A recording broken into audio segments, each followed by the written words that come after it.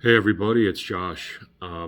So I wanted to talk about a particular incident with Haverkamp Properties, particularly Brooke Farmer, from this past Friday. And this is the incident that pushed me over the edge and made me realize that Brooke is just going to keep harassing me until she finds a way to evict me. So I have to find a way to take um, her and Haverkamp to court and sue them and get my justice. Otherwise, Brooke is just going to keep coming after me.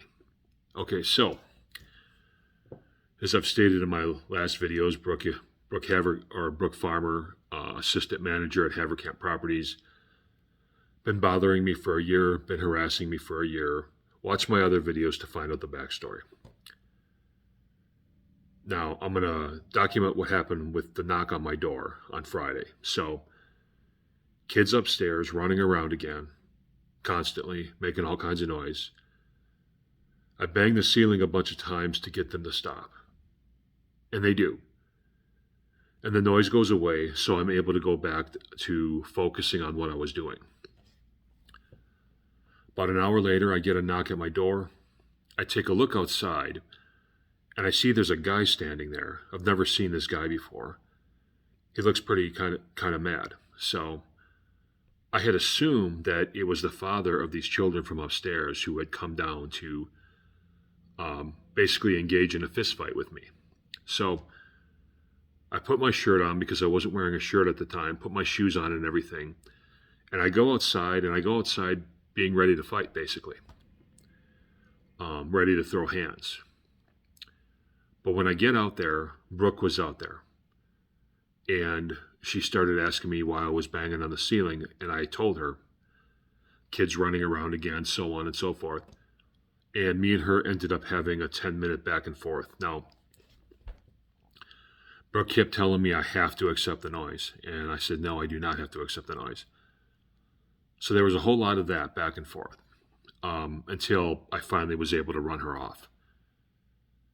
But that's the thing that really pushed me over the edge after, a year of her putting eviction threats on my door and asking me for meetings and sending me emails every time I defend myself with regard to the ongoing noise situation in here, in this building. I can't believe she showed up at, excuse me, I can't believe she showed up at my door. Like, I've never heard of a landlord coming out of her way to knock your door because you banged on your ceiling a few times because you wanted the noisy neighbors upstairs to stop making noise. Never heard of this. And there was no email to precede this, no phone call. She just basically showed up unannounced and had this guy with her. Now, with regard to this guy, I've never seen this guy before and have not seen him since. I have no idea who he is. I assume that Brooke brought him for intimidation purposes. I assume that he's like a new employee at Haverkamp, or he's some friend of Brooke's that lives on the property here or something. And I assume that Brooke brought him in the hopes that she could basically berate me and dress me down. And if the guy was standing there, I would be afraid to stand up to Brooke. I think that's what Brooke was thinking by bringing this guy. But it didn't work like that because as soon as me and Brooke started talking and getting into it, the guy was pretty scared. I mean, every time I looked over at him, he was backing further and further away. And I looked in his eyes, and he had a pretty good look of fear in his eyes. Now, I've got nothing bad to say about this dude because I don't know him. I've never met him, never seen him before. I have no clue who he is. My guess is that he's just somebody Brooke drug along. Brooke probably told him some nonsense to bring him along. Like, Brooke probably told him that, she was afraid I'd hurt her if she knocked at my door by herself. So he probably went along thinking he's going to protect Brooke or whatever. But when me and Brooke started talking, I think this guy realized that there's an ongoing situation going on here and that this is not his business and he just wants nothing to do with this. And I could see it in his eyes. I could see, like, when I looked over and I looked in his eyes a few times, because I kept looking over at him because he's there, you know.